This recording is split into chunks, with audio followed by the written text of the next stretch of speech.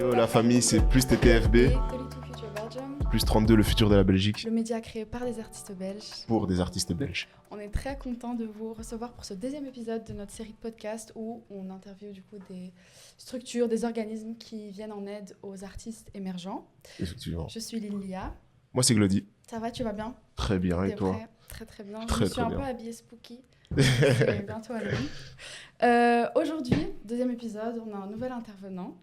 Je suis très contente de vous présenter Baptiste de Hub Brussels, Play Brussels. C'est ça. Donc Hub Brussels, dis-moi si je me trompe, c'est une agence qui vient en aide aux gens qui veulent commencer des projets d'entreprise. Exactement. Ok, tu peux Donc, nous expliquer? Tout à fait. En fait, donc c'est l'agence publique de la région bruxelloise. Et le principe, c'est d'offrir un accompagnement pour tous les jeunes ou moins jeunes qui ont un projet entrepreneurial, quel que soit le domaine, que ce soit dans l'ORECA, dans la musique, dans tous les domaines, avec quand même une particularité, c'est qu'à Bruxelles, on a déterminé qu'il y avait quelques secteurs d'activité qui étaient porteurs et sur lesquels on met le focus. Donc c'est notamment la construction, c'est la santé, c'est le domaine du software, c'est l'économie circulaire et l'audiovisuel au sens large. Et on s'ouvre de plus en plus aussi à ce qu'on appelle les industries créatives et culturelles, donc les ICC, c'est une approche plutôt anglo-saxonne de soutenir la culture au sens large. Et donc voilà, on offre toute une série d'outils, d'accompagnement, on s'occupe de financement, on s'occupe d'internationalisation, de mise en réseau, on organise des workshops. L'idée, en fait, c'est d'avoir juste un one-stop shop où, quelle que soit la demande par rapport à un projet entrepreneurial, de trouver finalement de l'accompagnement, des ressources, des outils, que ce soit pour trouver, comme j'ai dit, du financement, faire et créer des statuts, trouver des partenaires, recruter, tout ce qu'un entrepreneur doit faire dans sa vie. Et toi, tu pourrais nous expliquer quel est ton rôle chez Hub, quel est ton parcours, d'où ça a commencé, comment t'es arrivé, qui tu es, effectivement. Alors, c'est super chouette, d'une part, d'être ici avec vous et de pouvoir parler aussi de l'entrepreneuriat avec une optique artistique, culturelle, parce que souvent, c'est deux mots qui ne vont pas toujours ensemble. Quand on parle à des artistes et qu'on parle de business plan ou d'entrepreneurs, parfois ils regardent en disant « mais c'est pas du tout mon truc ». Moi, je suis dans l'artistique, j'ai pas envie de penser à des choses entrepreneuriales qui peuvent paraître un peu rébarbatives, alors que c'est super important. Donc moi, je travaille au sein du cluster Play Brussels. C'est donc un des 5 clusters qui met le focus sur les industries créatives et culturelles et spécifiquement l'audiovisuel. Donc je suis responsable, moi, de secteurs. Enfin, on est 3 en fait dans le cluster. Donc on s'occupe du cinéma, de la télévision, des nouveaux médias. Donc nouveaux médias, c'est gaming, podcast, justement, comme on en fait ici, et tous les médias à venir. Et on s'ouvre aussi petit à petit via notamment une autre plateforme qui s'appelle Creative Hub, justement aux industries créatives et culturelles qui sont beaucoup plus larges que l'audiovisuel, qui incluent elle aussi la musique, les arts de la scène, mais des disciplines plus éloignées comme l'architecture notamment. Et donc l'idée, c'est justement d'apporter cet accompagnement et cette vision plus entrepreneuriale.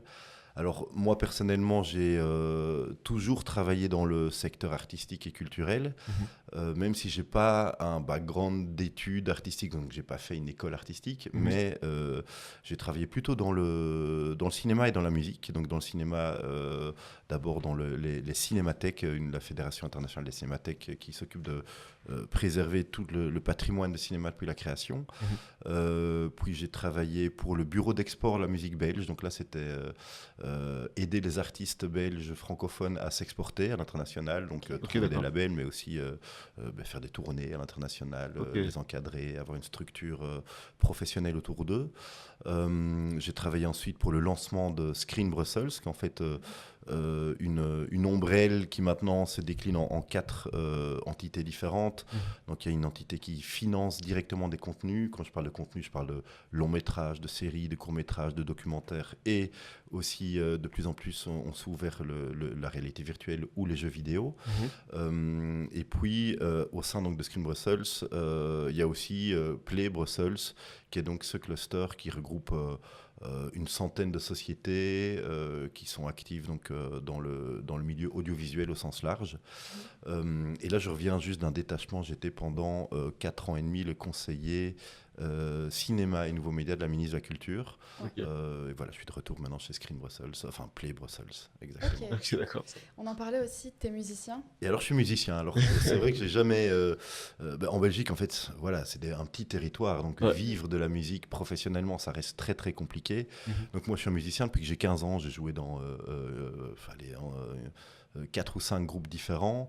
On est encadré par un label label d'accord. indépendant qui est situé sur Liège. Mais il y a plein de labels indépendants à Bruxelles aussi. Quel type de musique, si je peux Alors, demander? moi, c'est la musique plutôt, on va dire, pop électro. Ok, sympa, sympa. Ok, ouais. Donc, on ne le fait pas de manière professionnelle dans le sens où on gagne un petit peu d'argent, mais pas suffisamment pour en Mhm. vivre, tous les membres du groupe. Mais on le fait quand même suffisamment sérieusement pour être entouré par un label, un booker. Ok. Donc voilà, avec la réalité de notre marché qui est quand même un tout petit marché. Mhm. Et donc, on est obligé évidemment d'une part de faire des choses un peu nous-mêmes, ce qui est quand même Mhm. aussi assez intéressant. Et ça se rapproche notamment d'un projet entrepreneurial. Mhm. Mais il faut aussi vite aller voir à l'international si on veut se développer. Ouais. Ok, Tu d'accord. chantes? Alors moi, je fais les backing vocals, mais je suis Ok. bassiste. À la Ok. base, je suis bassiste. Oh, Ok, intéressant. sympa. Ok. Tu sais, en plus, ici, avec l'équipe, on se demandait, on sait que tu étais musicien et tout, mais on savait pas exactement ce que tu faisais exactement. Ouais, Tu vois, tout à fait. on n'était pas au courant, on savait pas. On a Ouais. essayé de deviner un petit peu, on a essayé de deviner, mais bon. Bah, écoute, mon prénom bassiste, Baptiste, voilà, Ah. c'est la meilleure manière de s'en souvenir. Ok. Donc tu nous as parlé de Hub. Qu'est-ce que ça faisait? Mais est-ce que c'est payant? Comment est-ce que ça fonctionne du début jusqu'à la fin, le Mhm. service d'accompagnement? Alors c'est un service qui est entièrement gratuit. Ok.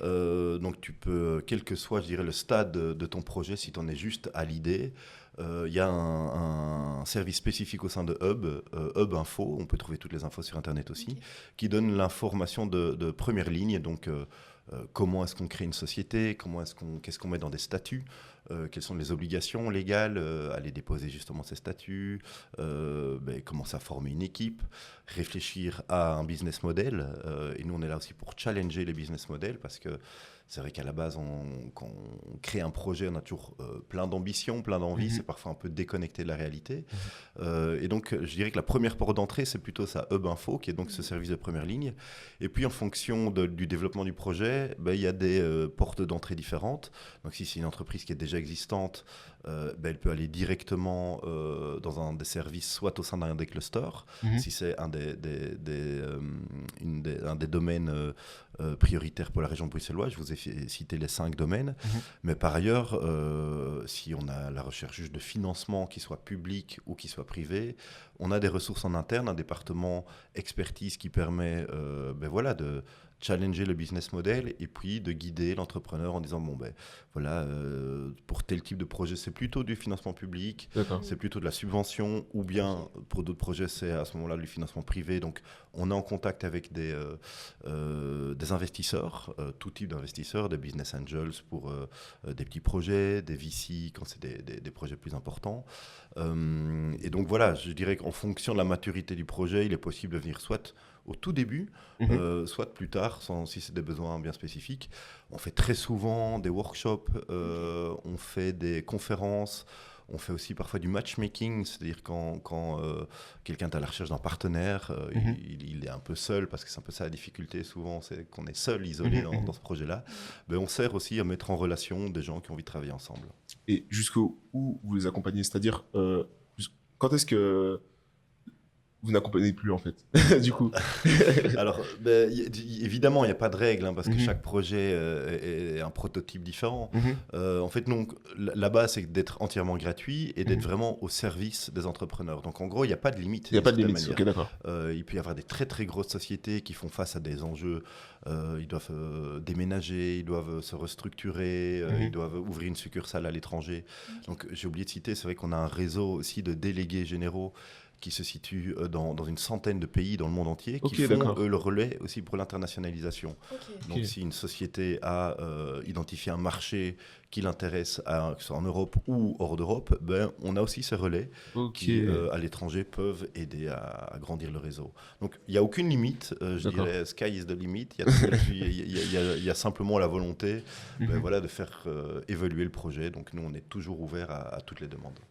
Ok, d'accord. Est-ce qu'il y a certains critères pour qu'on puisse être accompagné? Alors, c'est vrai qu'on est donc l'agence de l'accompagnement de l'entreprise. Donc, en fait, le principe, c'est vraiment d'avoir un projet entrepreneurial. Donc, c'est vrai que quand, notamment dans le domaine artistique et culturel, il y a beaucoup de structures qui naissent au départ en étant des petites ASBL. Je dis ça sans aucune... c'est très bien, on commence tous comme ça. Mais c'est vrai que nous, notre limite, je dirais, c'est qu'il faut quand même avoir une activité commerciale à un moment. Donc, si c'est une pure activité d'ASBL qui a tendance à vivre plutôt avec des subsides et qui n'a pas un vrai projet entrepreneurial derrière, alors à ce moment-là, nous, on va plutôt essayer de rediriger vers d'autres partenaires à Bruxelles qui s'occupent de ce type d'initiative-là. Donc nous, c'est vrai qu'il faut d'une part un ancrage bruxellois, donc en gros un siège social qui se situe à Bruxelles, et puis un projet entrepreneurial commercial. Alors, commercial, voilà, ça ne veut pas dire qu'il faut faire des millions de chiffres d'affaires, mais il faut avoir en tout cas une volonté de pouvoir s'inscrire dans une activité économique et à terme pouvoir aussi créer de l'emploi. L'idée derrière tout ça, évidemment, c'est soutenir la création d'emplois, l'activité économique de toutes les entreprises bruxelloises et de pouvoir faire grandir toutes ces sociétés. Et j'ai une petite question. Est-ce que vous trouvez que Hub en fait assez ? Alors, c'est une bonne question. Très bonne question. Alors, nous, c'est vrai qu'on est une structure publique gratuite, j'insiste vraiment, parce que c'est ouvert à tout le monde. Donc, d'une certaine manière, on doit aussi s'inscrire dans une réalité qu'il y a d'autres structures que la nôtre qui sont privées, qui font de la consultance et qui, elles aussi, ont évidemment créé de l'activité économique. Donc, l'idée, c'est de venir en complément des autres opérateurs qui font de la consultance pour les entreprises. D'accord. Donc nous, évidemment, on ne veut pas aller marcher sur les plates-bandes de ceux dont c'est le business de faire ce type de consultance. Je pense qu'on peut toujours en faire plus et c'est notre volonté de toujours nous remettre en question, de voir comment on peut améliorer l'accompagnement. Mais mine de rien, je pense que c'est une vraie valeur ajoutée qu'on a à Bruxelles et qu'on n'a pas dans les autres régions parce qu'on a identifié qu'à Bruxelles, il y avait en tout cas le besoin et les opportunités de pouvoir soutenir certains secteurs.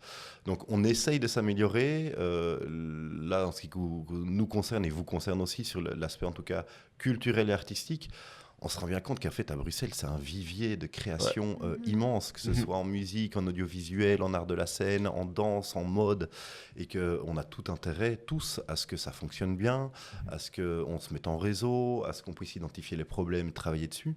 Donc on essaye de développer ça de plus en plus. J'espère que dans les prochaines années, ça va encore continuer, notamment autour des industries créatives et culturelles. Donc voilà, on en fait, en tout cas, on a une offre qui est déjà qui vaut la peine, mais qui, j'espère, s'étoffera encore. Et du coup, tu as expliqué qu'il y avait un soutien concret, donc sous forme de financement, de workshop, etc. Est-ce qu'il y a des résultats attendus que Hub attend avec les collaborations? Alors, nous, évidemment, on a des KPI, c'est-à-dire que par rapport à nos ministres de tutelle qui nous financent, on a quand même des résultats, ce qui est bien normal, comme toutes les entreprises doivent avoir des KPI aussi. Donc, nous, finalement, ce qu'on cherche, c'est l'activité économique et c'est la création d'emplois. Je dirais que c'est les deux moteurs principaux. Donc, nous, à partir du moment où il y a de plus en plus de sociétés qui se créent, qui grandissent, qui recrutent, nous, on a réussi notre job. Donc, on a des KPI qui sont chiffrés, mais voilà, on est aussi dépendant, je dirais, du tissu économique et culturel bruxellois. Donc, on essaie de stimuler tout ça. Et l'idée, c'est quand même, évidemment, pas juste d'être dans l'autosatisfaction, mais de voir que concrètement, ça prend. Donc, nous, ce qu'on regarde, c'est le nombre de projets entrepreneuriaux qui sont créés, le nombre d'emplois et l'activité globale. Ok, d'accord. Et concernant les artistes, quels sont les points qu'ils ont souvent le plus besoin de travailler, pour lesquels on vous appelle le plus? Alors, je dirais que, comme je commençais en fait, à la base, quand quelqu'un a un projet artistique, que ce soit en musique, en cinéma, en danse, il va avoir tendance à se focaliser sur l'aspect de création, ce qui est évidemment normal. C'est souvent pour ça qu'on fait une discipline artistique, c'est qu'on a envie d'exprimer quelque chose, on a envie de toucher du public. Et donc, ce qu'on remarque assez fort au Cluster Play, c'est qu'il y a quand même un besoin de structuration important dans un projet artistique qui n'est pas toujours là. Et ce que je comprends parfaitement, c'est-à-dire qu'un artiste ne peut pas être à la fois, lui, manager, booker, label, c'est quand même des métiers très différents. Et donc, je dirais que ce qui est le maillon le plus faible, c'est peut-être celui-là. C'est l'aspect management. C'est ça, de d'accord. pouvoir avoir une vision, développer une vision à long terme et se dire comment je me structure, quelles sont les premières étapes, comment est-ce que je fais pour voilà, aller toucher mon public, et que cette réflexion-là, la plupart du temps, les artistes, petit à petit, commencent à l'avoir une fois qu'ils ont par exemple enregistré un album, ils se disent bon, maintenant, comment je vais marketer cet album, à qui ça va s'adresser, sur quel territoire je vais aller, quel type de clip je vais faire. Et c'est des questions qui arrivent, selon notre expertise, souvent trop tard, parce que voilà, l'artiste est au four et au moulin. Et il y a surtout cette tendance maintenant du do-it-yourself, c'est-à-dire que c'est très facile pour un artiste, en tout cas un musicien, de pouvoir travailler tout seul chez lui, dans son salon, d'enregistrer. Et donc, ça donne l'impression parfois que c'est plus facile. En tout cas, l'aspect création est plus facile qu'avant. Il ne faut pas toujours s'entourer d'un label, louer un studio extrêmement cher. C'est beaucoup plus facile de travailler seul. Par contre, tout ce qui est justement booking, management, label, marketing, c'est difficile pour un artiste de devoir faire tout ça. D'accord. Donc, je dirais que la plus grande difficulté, c'est cet aspect multicasquette et que les artistes veulent tout faire. Je pense qu'il y a quand même un intérêt pour chacun de se dire maintenant, ça prend peut-être un peu plus de temps, mais bien s'entourer, prendre le temps de bien s'entourer, de bien réfléchir le projet, quitte à postposer la sortie d'un album de quelques mois. Finalement, personnellement, ça fait toujours du mal parce qu'on a travaillé longtemps, donc on est pressé de sortir quelque chose, mais la plupart du temps, avoir une vraie réflexion, prendre du recul sur la volonté du projet. En fait, si quelqu'un veut faire un petit projet qui ne dépasse pas les frontières de la Belgique, aucun souci. Nous, on n'est pas là pour créer des superstars si elle ne veut pas devenir superstar. Par contre, je pense qu'il faut avoir cette réflexion le plus tôt possible, se dire où je veux aller et quels sont les moyens que je me donne pour y aller. Donc nous, on s'adapte un peu à tout ça. Quelqu'un qui nous dit, je veux juste faire un album voilà, pour tel type de public, pas de problème. Mais comment vas-tu y arriver ? C'est la même chose en cinéma. Si quelqu'un fait un film qui s'adresse à une petite communauté à l'autre bout du monde, aucun souci. Mais comment aller toucher cette communauté-là et continuer à garder la maîtrise du projet jusqu'au bout. Ouais. Donc, vas-y, tu peux. Non, je trouve ça intéressant que tu parles de la mentalité de do it yourself, parce que c'est vrai que moi en tant qu'artiste, moi aussi je fais de la musique, c'est vrai qu'on a beaucoup cette mentalité de la quantité avant la qualité, de devoir sortir le plus vite pour pas qu'on nous oublie. Donc ça, c'est vrai que c'est dommage, c'est un problème en soi sociétal qui est hyper intéressant, on pourrait parler de ça, mais ouais, j'ai trouvé ça hyper intéressant. Okay. Mais tu as raison, je pense que c'est une vraie tendance, et c'est vrai qu'il y a une offre tellement grande maintenant. Justement, je parlais avec un directeur de label il n'y a pas longtemps, en lui demandant est-ce que maintenant vous signez moins d'artistes qu'avant ? Et en fait non, ils signent autant d'artistes qu'avant. Simplement, il y a beaucoup plus d'artistes qu'avant parce que les moyens de production sont démocratisés. Donc comme je disais, chacun peut enregistrer dans son salon ou dans sa chambre. Mais par contre, il n'y a pas de la place pour tout le monde sur des labels, pour avoir un vrai accompagnement de qualité. Donc un label, c'est vrai qu'il a un réseau, il va s'occuper du management, il va peut-être faire du booking, il va s'occuper de rentabiliser, d'avoir cette vision stratégique. Et c'est vrai qu'un artiste maintenant, il vit plus de la vente d'albums comme auparavant. Le streaming fait que déjà les revenus liés à l'exploitation de la musique sont beaucoup plus bas qu'avant. Mais il y a surtout plein de nouvelles possibilités que moi je trouve vraiment qui sont des super opportunités de s'exprimer pour des artistes. Des exemples ? Par exemple, en tant qu'artiste musical, je trouve que l'édition, c'est-à-dire essayer de collaborer avec d'autres secteurs de la culture. Donc, moi, je connais très bien le milieu du cinéma. Donc, c'est vrai que faire la composition de musique à l'image, c'est un métier qui commence à prendre aussi en Belgique parce que jusqu'ici, on ne savait pas très bien s'il existait des compositeurs de musique à l'image. Et pour des artistes classiques, c'est quand même, je trouve, assez intéressant de pouvoir se dire je me frotte à une autre discipline, je continue à créer, je suis dans ma sphère vraiment de contrôle, je suis dans la création, mais voilà, c'est peut-être au service aussi d'un autre artiste et c'est une manière de rencontrer, d'agrandir son réseau, de découvrir d'autres horizons artistiques aussi. Sur le merchandising, il y a quand même, en termes de revenus, beaucoup de choses qui se font aussi. Avant, il y avait un bête t-shirt, je pense qu'à l'heure actuelle, il y a plein de possibilités et ça vient des parts importantes du revenu des artistes aussi, parce qu'il n'y a rien à faire. L'idée, c'est quand même de pouvoir rémunérer des artistes. C'est vrai qu'un pays comme le nôtre, on a toujours tendance à dire on est trop petit et donc on va travailler gratuitement ou bien on va faire la plupart du travail avec des amis, des potes, gratuitement, personne n'est payé. Ce qui, évidemment, est la première étape. Je veux dire, il n'y a pas de secret. Quand on commence, on ne va pas pouvoir payer les gens qui croient en notre projet.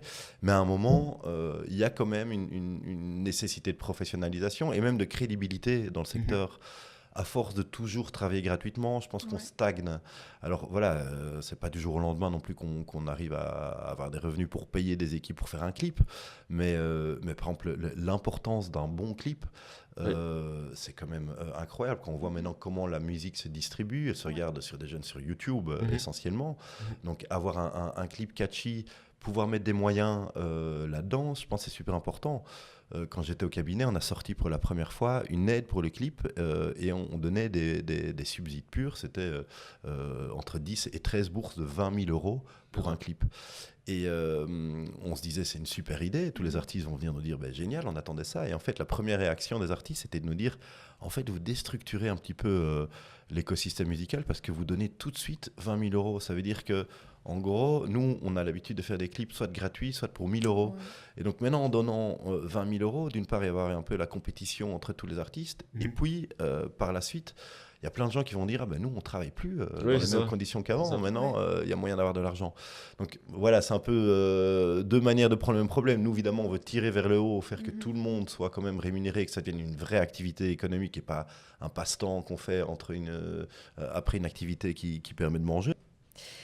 Du coup, tu nous as expliqué que Brussels travaillait pour des projets entrepreneuriaux. Ouais. Pardon. Donc, c'est pas avec des artistes directement, c'est pas avec des individus directement. En tout cas, si c'est un artiste, l'idée c'est que derrière, ils viennent nous voir non pas pour l'aspect artistique, mais pour l'aspect entrepreneurial, c'est-à-dire un peu business, et de voir comment on peut organiser avec lui la manière dont il fait de sa passion une activité économique quand même. Et donc, vous vous adressez plus à la structure, c'est-à-dire à un label, directement au label Tout à fait. Ok, d'accord. Donc, que ce soit un label, que ce soit une agence de booking, etc. Alors, pour être vraiment précis, c'est vrai qu'à l'heure actuelle, chez Play Brussels, on a vraiment un focus audiovisuel au sens large. Hein, donc, je disais cinéma, télévision, nouveaux médias, gaming, réalité virtuelle, etc.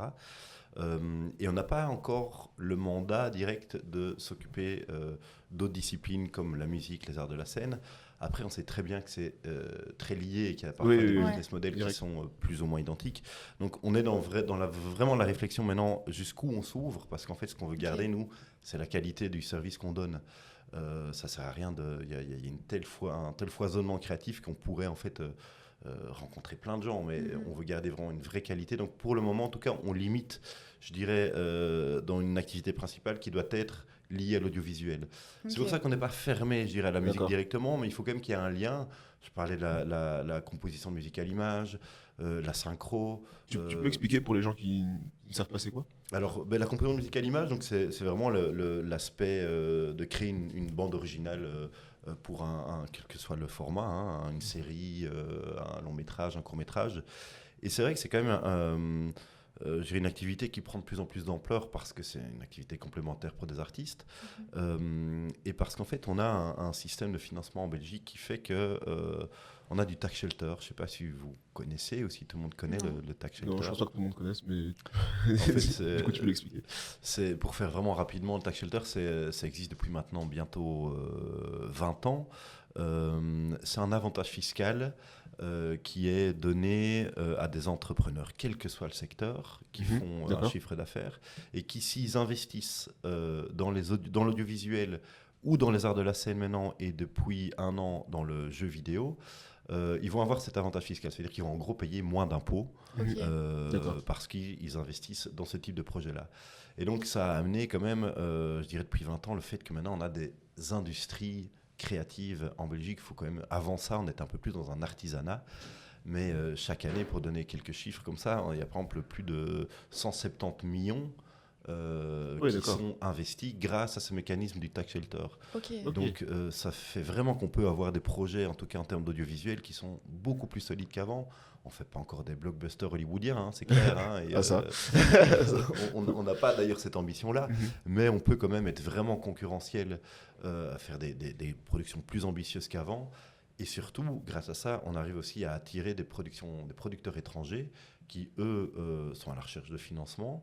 Et donc, avec le tax shelter, on leur donne de l'argent, mais en contrepartie, évidemment, eux doivent investir plus d'ailleurs même que ce qu'ils n'ont en Belgique. Donc ça veut dire qu'ils doivent trouver en gros des prestataires. Et ce qui arrive souvent, c'est qu'on fait la post-production en Belgique. Et donc la post-production dans un film, c'est tout ce qui concerne l'après-tournage. Donc c'est le montage image, le montage son et la composition de musique à l'image, ou bien la synchro. Par exemple, la synchro, c'est je dirais les deux manières pour des artistes musicaux de diversifier leur activité au niveau audiovisuel, c'est faire soit de composer une musique originale pour un film, soit de mettre leur propre musique qui existe déjà dans des films. Donc voilà, c'est deux manières différentes, mais c'est faire vivre en tout cas la musique existante et tirer des revenus. Ok. C'est vrai que j'avais pas pensé à cet aspect-là. Non, moi non plus. Mais du coup, si des artistes veulent bénéficier de soutien de Hub Brussels, c'est à travers soit l'audiovisuel, soit pour faire des clips, Alors, soit... Parce que vous êtes plus axé audiovisuel actuellement, c'est-à-dire C'est ça. que donc l'audiovisuel passe en avant Ouais. par rapport par rapport à tout ce qui est musical. Et donc comment ça se passe du coup pour les artistes musicaux? Alors, c'est vrai que l'audiovisuel est maintenant mis en avant. Pourquoi parce qu'en fait, c'est dans ce secteur-là qu'il y a le plus d'activité économique pour le moment. Parce qu'en fait, un film, il n'y a rien à faire. Un film moyen, on va dire, d'une production moyenne, elle est autour de 3-4 millions. Donc, D'accord. c'est quand même des budgets assez importants. Ça crée quand même pas mal d'emplois. Une équipe de film, c'est parfois entre 50 et 100 personnes qui vont bosser pendant 3 mois.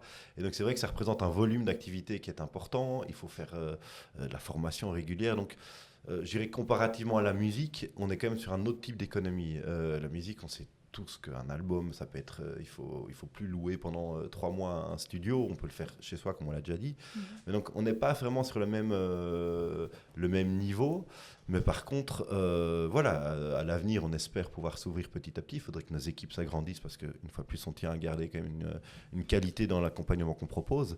Mais pour des artistes musicaux à l'heure actuelle, je dirais il faut avoir ce lien audiovisuel ou bien venir avec une structure existante qui, elle, vient en tant qu'entreprise classique. En gros, même si on n'est pas dans un des secteurs prioritaires dont j'ai cité, c'est une offre qui est ouverte à tout le monde. Quelle que soit l'entreprise, s'il y a un besoin, cette entreprise peut venir chez Brussels et faire part de ses besoins et on l'aidera d'une manière ou d'une autre. On va juste pas recevoir des artistes seuls qui n'ont pas encore de structure, qui n'ont pas de société. Donc l'idée, c'est quand même d'avoir une société et à ce moment-là, tout est ouvert. Là, je pense qu'on peut passer un peu plus à un débat et ton opinion personnelle sur certains trucs. Donc, tu as expliqué que le cinéma était plus mis en avant.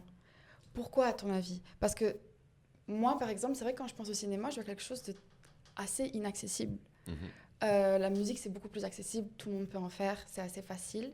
Est-ce que tu penses que c'est vraiment lié à l'aspect socio-économique qui fait que le cinéma en Belgique, en général, est plus soutenu que la musique? C'est vrai que en tout cas, moi, je partage ton point de vue. C'est vrai que le cinéma, clairement, on en parle plus. Je pense qu'autour du cinéma, il y a toujours un aspect un peu symbolique. En gros, le cinéma, ça fait un peu glamour. On en parle parce qu'il y a des films qui sont montrés dans des festivals à l'international.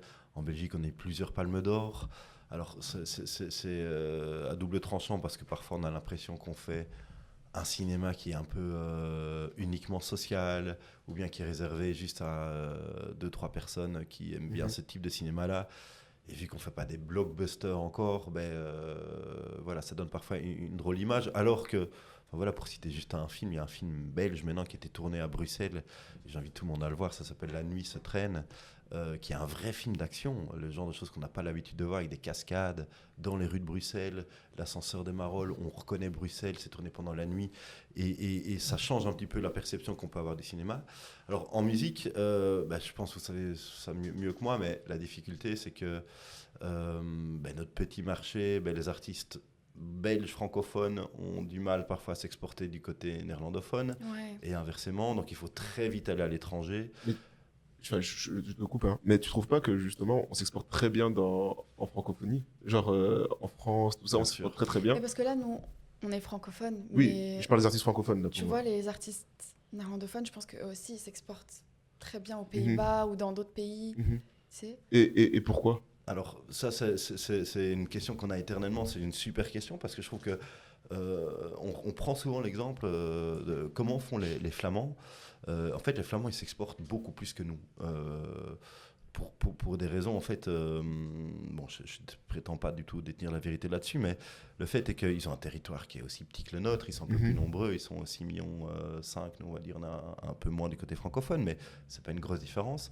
Mais ils ont une sorte de réflexe un peu identitaire qui fait que le marché belge-flamand est presque autosuffisant. Ouais. Ça veut dire que le public, il soutient les artistes locaux, il va en concert, il va voir les films, enfin vraiment, un projet peut être rentable uniquement s'il est exploité en Flandre. Ouais, du côté francophone, belge francophone, c'est très compliqué. Et je pense que ça s'explique parce que nous, on consomme beaucoup de contenu francophone, mais beaucoup de contenu français.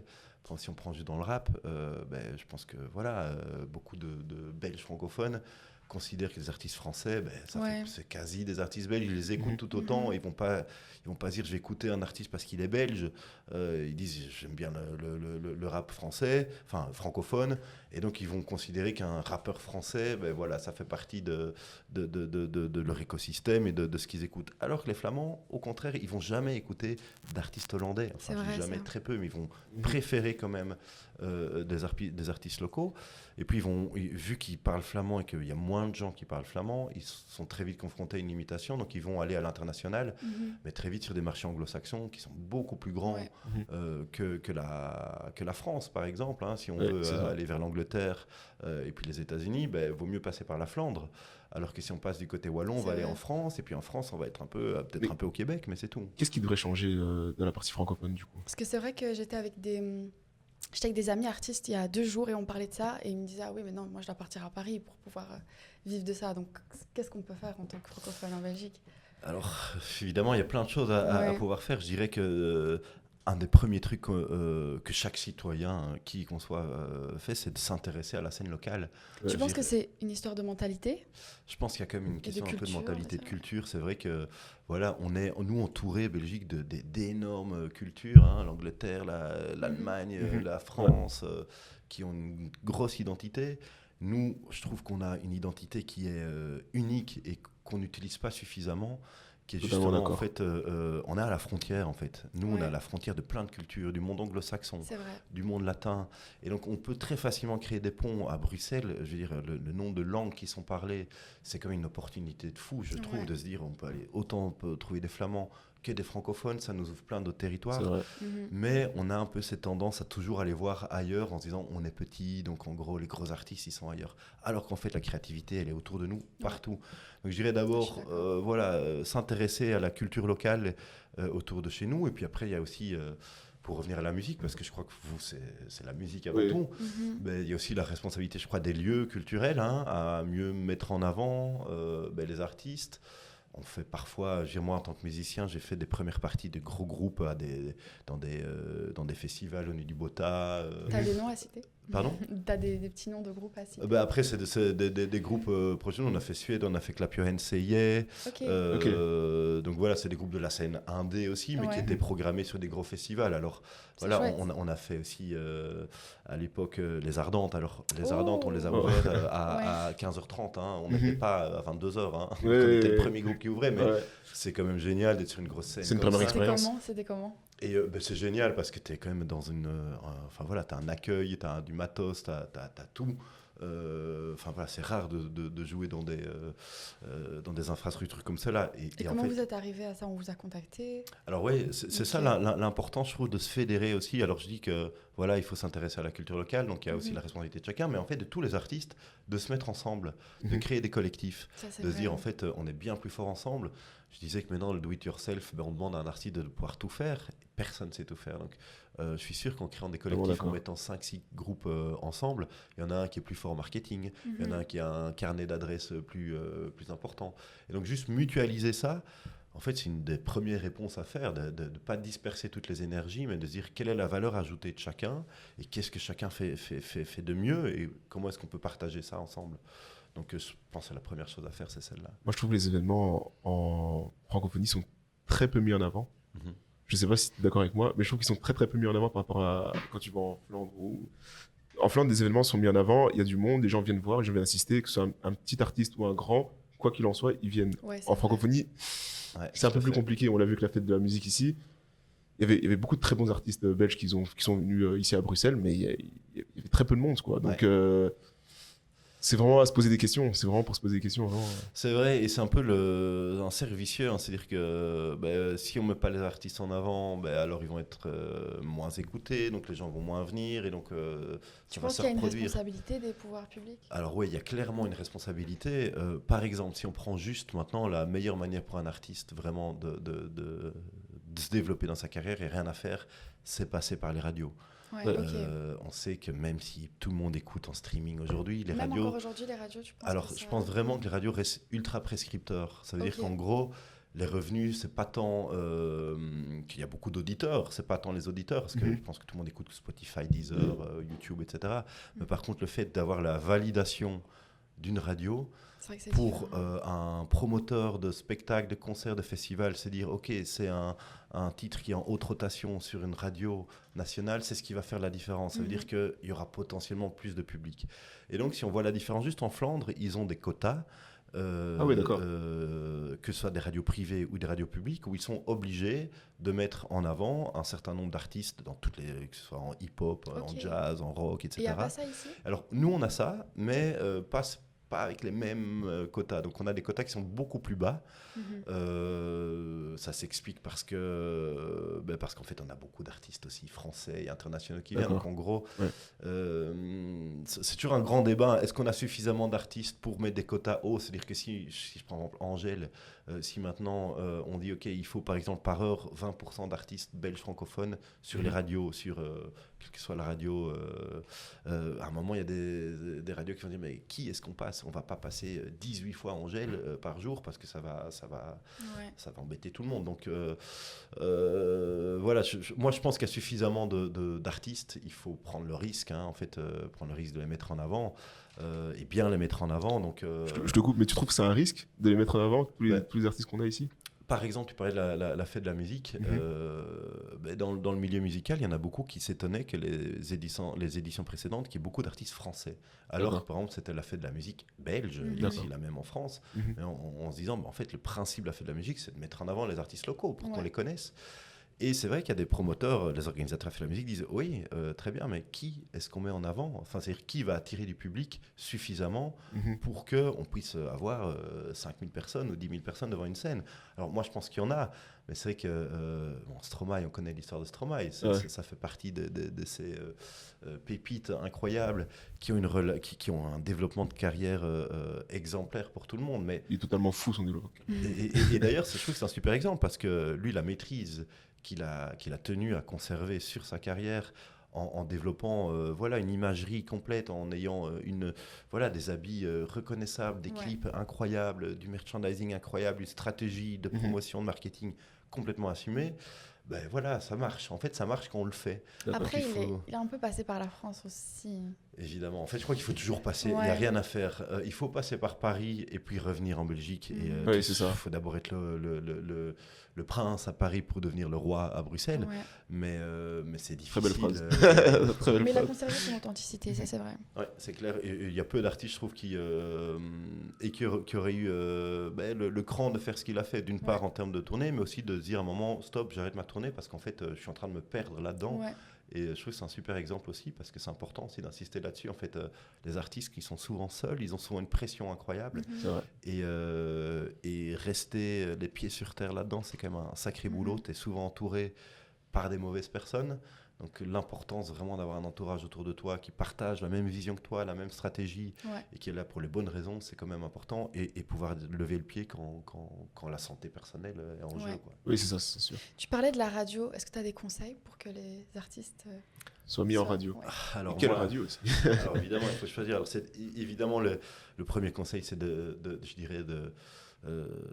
d'arrêter d'envoyer un email seul à des adresses qu'on ne connaît pas, juste qu'on a récupéré quelque part sur Internet en disant... Pour quelle raison ça ne fonctionne pas?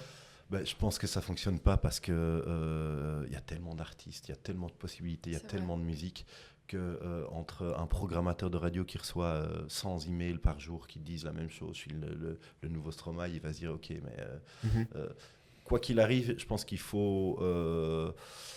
il faut avoir une vraie stratégie, sortir au bon moment avec du bon matériel. Donc sortir juste un album entier, ça n'a pas toujours du sens, quoi. En fait, c'est vrai qu'il y a un diktat maintenant, il faut toujours une nouveauté. Il faut toujours un truc.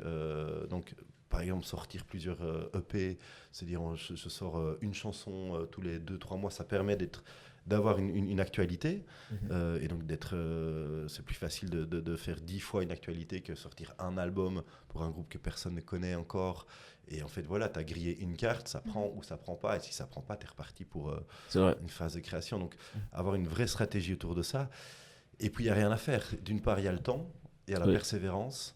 Moi, je connais assez peu d'artistes, en fait, qui ont passé leur vie à essayer de réussir et qui n'y arrivent pas. Alors, ils n'arrivent pas toujours à la hauteur de ce qu'ils voulaient. Mais en gros, la plupart des temps, les artistes, ils abandonnent parce qu'ils se disent, en fait, ça prend pas pour X raison. Si tu tiens là-dedans, c'est clairement super difficile. Hein. Je veux dire, je pense qu'il y a un message aussi évident à donner dès le départ, c'est que c'est pas parce qu'on a des bonnes chansons que ça va marcher. Il y a vraiment plein d'éléments. Il y a une part de chance, mais il y a aussi une vraie part de vision à développer. Mais donc, bien s'entourer et aller fréquenter des festivals, aller dans des événements professionnels. Il y en a plusieurs, il y a plein de structures en fait qui existent, en Belgique francophone, Court-Circuit, Wallonie-Bruxelles Musique pour qui je travaillais avant, qui organisent des workshops, des conférences, et il y a des professionnels qui viennent, et il n'y a rien à faire, parler en vrai avec quelqu'un, c'est ce qui change tout. Après, envoyer un email à quelqu'un qui connaît ton nom, qui t'a déjà parlé, il va recevoir cet email de manière différente. Donc, il faut aller, il faut sortir et se dire que c'est du boulot. Mais donc, selon toi, il faut créer ce réseau obligatoirement pour... C'est vrai que c'est souvent comme ça. Hein. Mais il y en a qui n'ont pas eu besoin de ça. C'est plutôt rare. Hein. C'est très rare. C'est très rare. Mais non, mais tu dois toujours connaître quelqu'un, que ce soit oui, bien sûr, bien évidemment. Peu importe. Tu dois toujours connaître des gens, puis tu rentres un peu dans cet environnement d'artistes, que ce soit pas spécialement que la musique, mais des artistes différents. Je pense qu'au final, tu te crées un réseau à toi-même. Tu vois, comme nous, on est à TTFP. Non, mais je te crois, je suis d'accord avec toi. Vraiment, ce que vous faites, je sais pas si c'est votre volonté, mais je trouve ça génial de pouvoir aussi vous dire, on parlait de mutualisation, mais vous positionnez comme média, mais aussi structure de mutualisation de tous les artistes, c'est dire, en fait, voilà, moi j'ai un réseau sur tel genre, en fait je peux le mettre à disposition aussi et dire il y a plusieurs artistes, on fait une compile où on sort 4 morceaux d'artistes différents et on utilise les contacts qu'on a. Évidemment c'est beaucoup mieux reçu. Un programmateur va préférer avoir un email avec une curation super léchée d'un artiste plutôt que recevoir 4 emails différents de gens qu'il ne connaît pas. Donc créer un peu cette notoriété autour de votre marque, ça a du sens, quoi. Tu vous fais une bonne promotion, merci. Merci à toi. Moi, j'ai une question. C'est quoi ta vision de la scène musicale belge aujourd'hui ? Alors, pour être vraiment honnête, ça me paraît encore un petit peu éclaté. Éclaté dans le sens... tu dis les termes. Tu dis les termes. Je parle pas du tout, évidemment, en termes de qualité, parce que vraiment, je pense qu'on a... on a des artistes qui sont cultes en fait et on s'en rend pas toujours compte. On parle, c'est vrai, toujours de Angèle Stromae parce qu'en termes de public, c'est des artistes très très connus. Mais dans des niches, on a, par exemple, si on parle de jazz, on a des artistes belges de jazz qui sont incroyables, mais vraiment où dans le monde entier, on nous reconnaît, on dit mais c'est fou. À Camoun, ce genre de choses-là, il y a des musiciens. Incroyable, David Moinemi, je ne sais pas si vous connaissez aussi, qui joue, qui fait des tournées internationales avec d'autres groupes, mais lui en tant que musicien, il est ultra connu pour ça. On va le rajouter dans la playlist. Voilà. Mais ils ne sont pas assez mis en avant. En fait. Alors, ils ne sont pas mis en avant. Chez nous peut-être, mais à l'international. Et à l'international, ça fonctionne. Donc, en fait, c'est toujours difficile de parler de musique belge aussi, parce que, comme je disais, on est un peu à la frontière de plein de cultures différentes. Donc, en fait, je dirais que la musique belge, c'est tout ce qui n'est pas autre chose. C'est ce qui n'est pas de la musique française pure, c'est ce qui n'est pas de la musique anglaise pure. On a quand même une identité qui est de ne pas être comme les autres. C'est ça. Mais alors, on n'est pas un truc très, très, très, très clair dans la tête des gens. Mais en tout cas, on est différent des autres. Il y a des artistes hollandais qui parfois chantent en anglais, néerlandais, français dans la même chanson.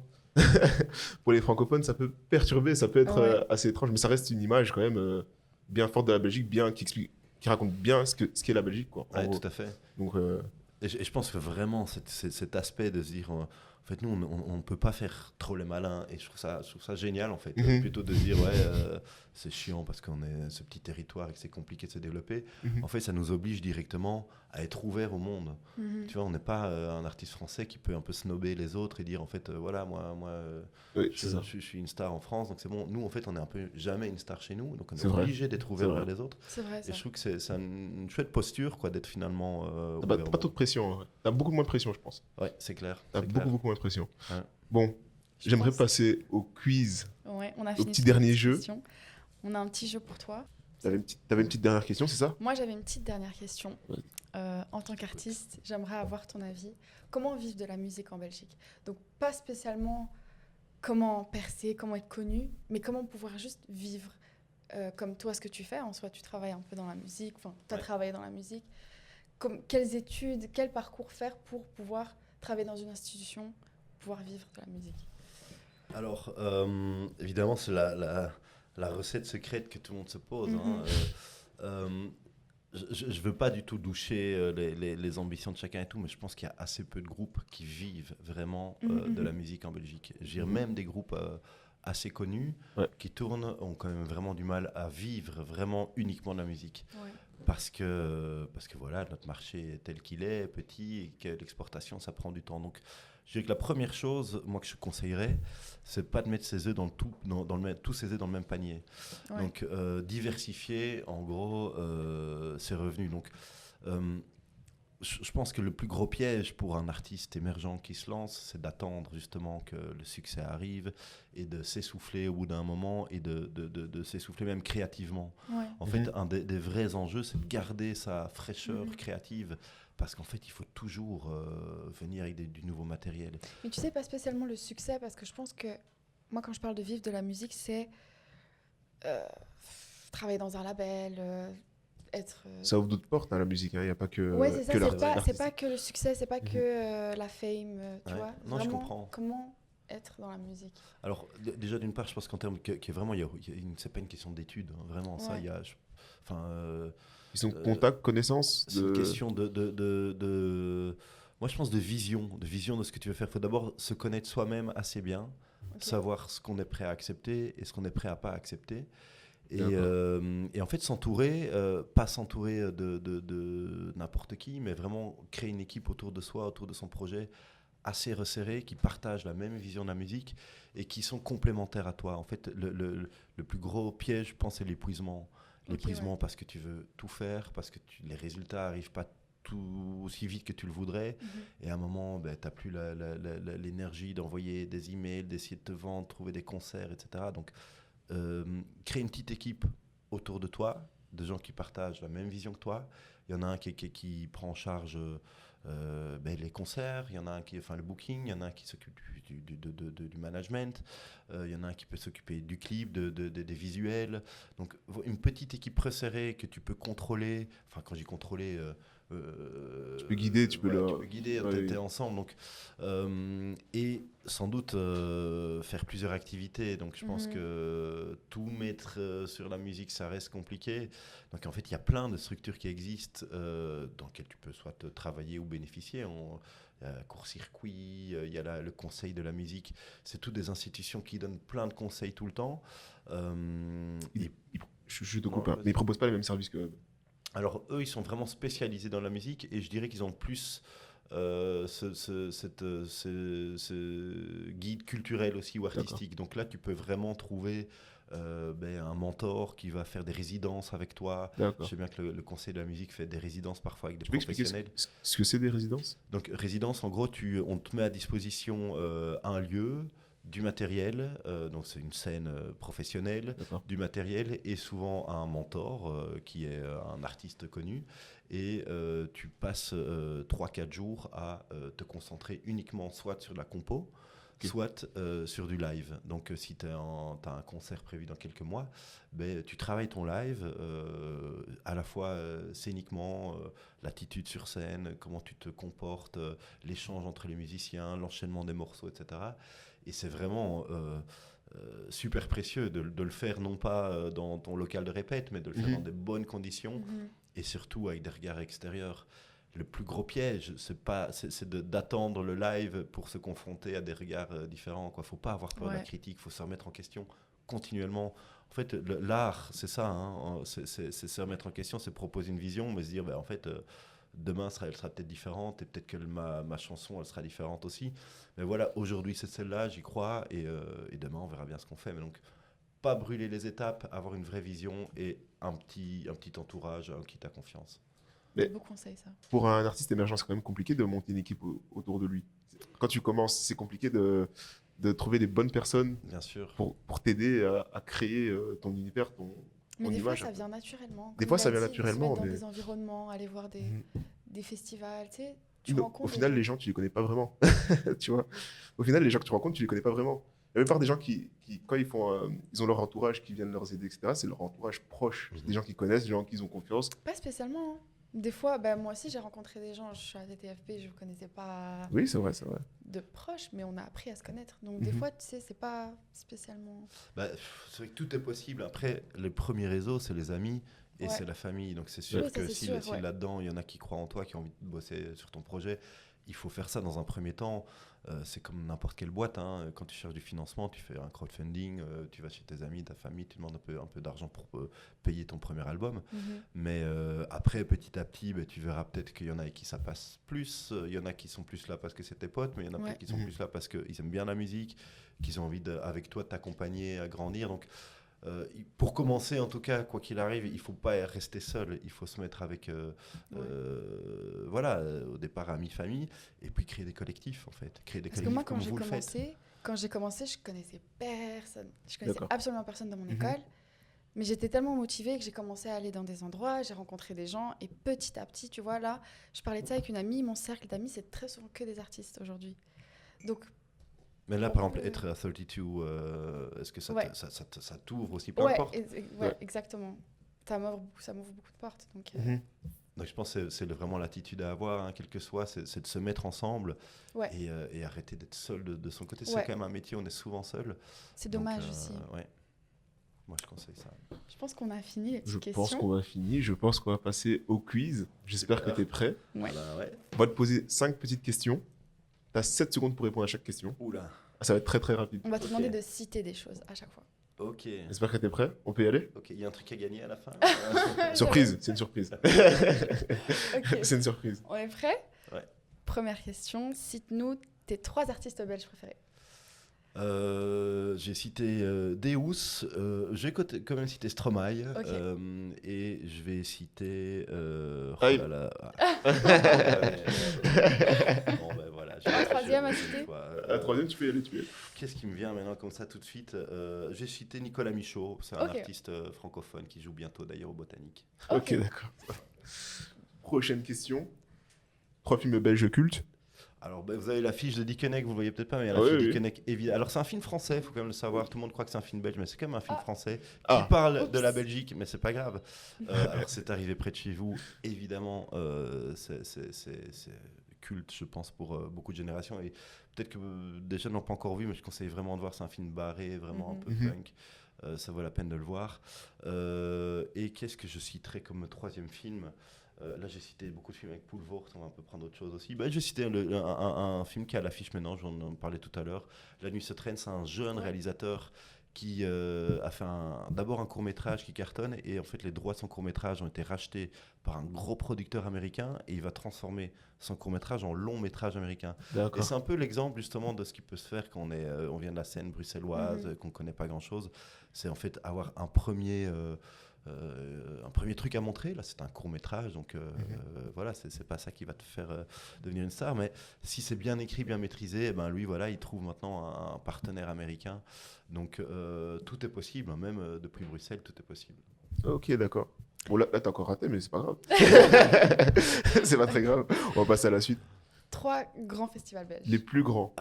Les Ardentes, Dour, et j'ai cité Couleur Café. Couleur Café ? C'est pas le plus grand, mais j'avais pas envie de citer Werther, ils ont pas besoin de ça. Ils ont vraiment pas besoin de ça. Encore une autre question. Cite-nous un gagnant belge de Nouvelle École. En sachant qu'il y en a eu 2. Je sais pas si t'as vu Nouvelle École. Ah non, alors j'ai pas vu Nouvelle École. je suis Aïe, désolé. aïe, aïe, les aïe, gagnants. aïe, aïe, aïe. Non, mais si vous me dites leur nom, peut-être. Donc on a que- eu 3 saisons et 2 fois on a gagné les Belges. C'est vrai. Ouais. 2 Belges ont gagné, 2 c'est fois. vrai. Il y a eu Fresh, pour la saison. Fresh Lapeufra Mhm. Ok. et Il vient de Liège. Youssef Swat. Ok. C'est Saut qui vient de tourner. Ah, Ah ouais, ça- non, 2 Belges francophones qui ont gagné. Ouais, incroyable. Désolé, mais je vais essayer de remédier à ça. Fort, on est C'est pas un fort. souci, c'est pas un Ok. souci. Et enfin, dernière question, 3 salles de concert à Bruxelles. Alors moi, ma salle préférée, ça reste la baie. Ouais. Je trouve qu'il est Magnifique, ouais. incroyable. Ben, je vais citer le Bota parce que c'est quand même génial. Le Bota, il y a différentes des grandes salles, des Mhm. petites salles. Et la dernière, je vais dire le VK. Ok. Ok. Je connaissais pas le VK. Le VK Saint-Molenbeek, c'est une petite salle aussi Ok. qui est un peu plus alternative, mais qui est vraiment qui vaut la peine. Ok, d'accord. Ok.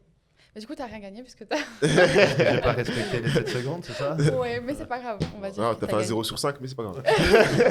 Bon, mais voilà, au moins les autres pourront être au-dessus, c'est bien. Bah écoute, merci beaucoup. Je sais pas si tu veux rajouter quelque chose. En fait, moi, ce qui m'intéresse vraiment, c'est savoir ce que vous faites, parce qu'on parle de plein de choses, Ouais. mais je connais pas exactement. Et vu qu'on croise aussi pas mal d'artistes en développement, ça m'intéresserait aussi pouvoir les renseigner vers chez vous. Mhm. Je t'en prie. TTFB, on est un média digital depuis 2020. Donc c'est SFJ qui a créé ça. Il a été aidé avec Audrey et cette année, il a ouvert un peu plus l'équipe. Du coup, c'est pour ça que nous deux, on est nouveaux. Il y en a plusieurs autres. Il se cache là-bas, là. Et le but, c'est de mettre en lumière les artistes émergents. Donc, on a une playlist de musique où on met des artistes belges qui s'appelle Under the Fame. Et on va aussi dans des événements d'artistes, des Des release release parties. On essaye de mettre ça en lumière. En fait, on essaye de mettre les nouveaux artistes en lumière. Et là, on fait un podcast aussi. Donc, on essaye d'ouvrir le champ d'horizon. Mhm. On fait aussi des vêtements, Ah ouais. comme TTFB, comme tu as parlé de merchandising. Ouais. Voilà. Derrière, il y a des choses qui vont arriver. C'est parce que ce que vous portez ou bien? Non, Ah, non. si. Ah, Enfin, mais ça, c'est à ça, nous. c'est particulier. Ça, c'est c'est juste pour nous, particulier. parce qu'on fait partie C'est de vrai. l'équipe. Parce qu'on est des membres. Ouais. Et du coup, voilà, c'est ce qu'on fait. On essaye de mettre en lumière les artistes. Et là, avec le podcast, on essaye de les aider et de leur expliquer comment ils peuvent être soutenus en Belgique. Parce qu'il y a beaucoup d'aide quand même. On pense que, comme tu as dit, on est souvent seul, mais il y a beaucoup d'aide. Les artistes en Belgique sont pas toujours au courant de Ouais. toutes les opportunités qu'on a de faire augmenter sa visibilité, se Mhm. faire aider tout simplement. Ils sont pas au courant, c'est pour ça on fait ce podcast et ceux qui vont suivre aussi. Donc On fait voilà. aussi tous les artistes, les artistes qui sont dans notre playlist, on fait aussi des photoshoots Ouais. avec eux pour les mettre en lumière encore. C'est super, moi je vous découvre vraiment et je trouve que c'est génial. Et comme je vous dis, il y a beaucoup d'artistes qui se demandent aussi comment est-ce qu'ils peuvent être accompagnés. Donc moi Ouais. je suis heureux de pouvoir vous renseigner aussi. Et en fait, je vois que vous êtes nombreux et je trouve qu'il y a une super énergie qui se dégage. Merci du beaucoup. groupe, Merci. Pour faire plaisir, c'est la vérité. Mhm. Et c'est gai de voir aussi ça, de se dire qu'il y a des structures qui sont là pour aider les jeunes artistes émergents. On sait que c'est la galère. Mais donc voilà, venez chez 32 Belgium, Future for Belgium, c'est ça? 32. Ouais. 32. Et du coup, TTFB. Plus 32. C'est ça, TTFB, c'est plus facile. Oui. Longue vie à vous alors. Merci. Merci beaucoup. Merci beaucoup. Merci, on est très contents de cet épisode. Moi, j'ai beaucoup aimé Clément. Ah, moi j'ai kiffé. Ah, la vérité, j'ai kiffé. On se retrouve pour le prochain. Merci à tous. Au revoir. Ciao, ciao. Merci. Merci. C'était incroyable. Merci. Moi, j'ai trop aimé.